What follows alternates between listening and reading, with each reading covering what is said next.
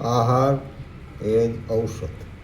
અગાઉ પણ મેં આપણે ચેનલમાં જણાવ્યું હતું, શ્રી માધવ ચૌધરીનું એક પુસ્તક આહાર એ જ ઔષધ દરેક ઘરે વસાવવા જેવું છે. આપણા રસોડાની અંદર જે કંઈ વસ્તુઓ છે જે યુઝ થાય છે એ એકદમ તાર્કિક છે, અવૈજ્ઞાનિક છે, આયુર્વેદિક રીતે એની અંદર ઘણા ગુણ છે. જો આપણે જાણીએ તો એનો વધારે શ્રેષ્ઠ રીતે ઉપયોગ કરી શકીએ. આવી નોંધ હેલ્થ અપડેટમાં અલગ અલગ વર્તમાનપત્રોમાં આવતી હોય છે. સંદેશની અંદર મેથી વિશે જાણવા મળ્યું. એમ થયું કે આપ સૌને ઉપયોગી થશે. આપણા ઘરની જ વસ્તુ છે જે આપણે દરરોજ ઉપયોગ કરીએ છીએ, એના ઔષધીય ગુણોને આપણે જાણીએ તો એનો વિશિષ્ટ રીતે ઉપયોગ થઈ શકે. આવો મેથી વિશે જાણીએ.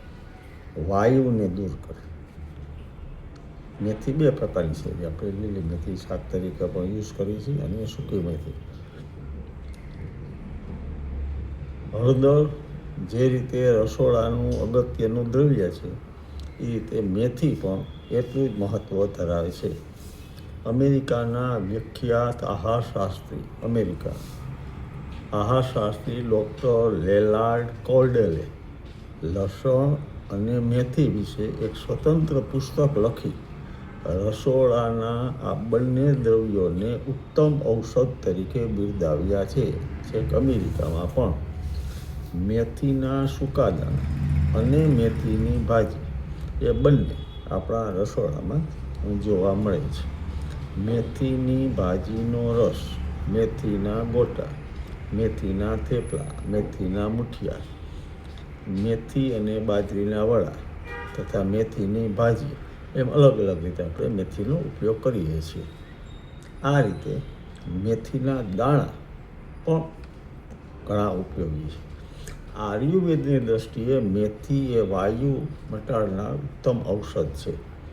પગની એડીમાં દુખાવો થતો હોય અને સવારે ઉઠ્યા પછી જમીન પર પગ માંડવાથી કાંટો કે કાંકરો કૂદતો હોય એવું લાગતું હોય ત્યારે મેથી ફાંકવાથી લાભ થાય છે. આવી અસહ્ય તકલીફ હોય તો પણ મેથીને શેકીને મુખવાસ રૂપે પણ ખાઈ શકાય છે.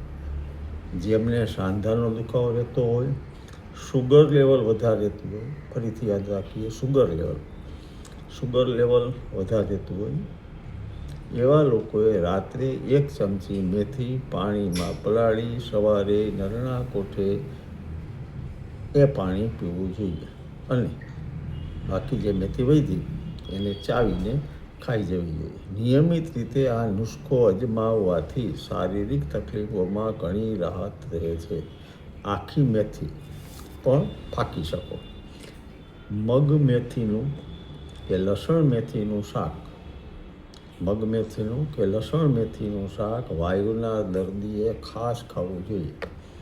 કમરના દુખાવામાં, સંધિવામાં તથા સાંધામાં સોજો આવીને દુખાવો થતો હોય કે આમોવાત વ્યાધિમાં મેથી ખૂબ ઉપયોગી છે. દિવેલમાં સાંતળેલી મેથી થોડી સૂંઠ નાખીને ફાંકી જવાથી આમવાતમાં લાભ થાય છે. મેથી અને પાપડનું શાક ખાવાથી કમર તથા સાંધાનો દુખાવો દૂર થાય છે. પ્રસૂતિ પછી સુબાવળી સ્ત્રીને મેથીના લાડુ તથા મેથી પાક ખવડાવવાની આપણે ત્યાં ખાસ પ્રથા છે. પ્રસૂતાને મેથી ખવડાવવામાં આવે તો કમરનો દુખાવો, અશક્તિ તથા આખા શરીરમાં થતો દુખાવો દૂર થાય છે. આખી મેથી નાખેલું અથાણું ખૂબ જ સ્વાદિષ્ટ હોય છે અને રુચિકર હોવાથી પાચન પણ સુધારે છે. ચણા અને મેથીનું અથાણું પણ બનાવી શકાય છે, જે ખૂબ જ સ્વાદિષ્ટ અને હેલ્ધી.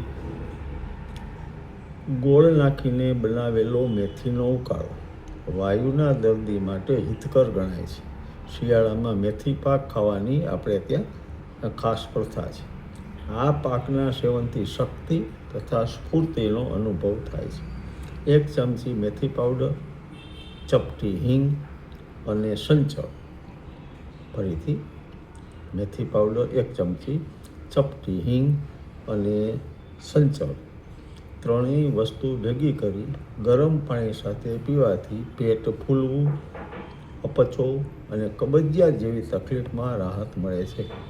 મેથીના દાણા શેકીને તેનો પાવડર બનાવી લો અને રોજ સવારે 1 ચમચી પાવડર ગરમ પાણી સાથે લેવાથી બ્લડ શુગર લેવલ કંટ્રોલ થશે.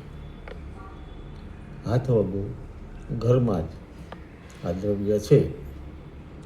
જ્યારે જ્યારે મેથીનો ઉપયોગ કરશો ત્યારે આ વાતને આપણે ધ્યાનમાં રાખીને એનો ઉપયોગ કરશો તો એના જે દ્રવ્ય લાભ છે, જે ઔષધીય લાભ છે એ આપણે વિશેષ લઈ શકશું. આ પણ ઘરમાં અજમાવજો, સગા સંબંધીને પણ જણાવજો, વિડીયોને ફોરવર્ડ કરજો. સબસ્ક્રાઈબ આપણે કરી જશે. ચેનલને સબસ્ક્રાઈબ કરો, લાઈક કરો, શેર કરો. મળીશું ફરીથી બીજા કોઈ વિષય સાથે. પ્રણામ. જય અરુણાચલ.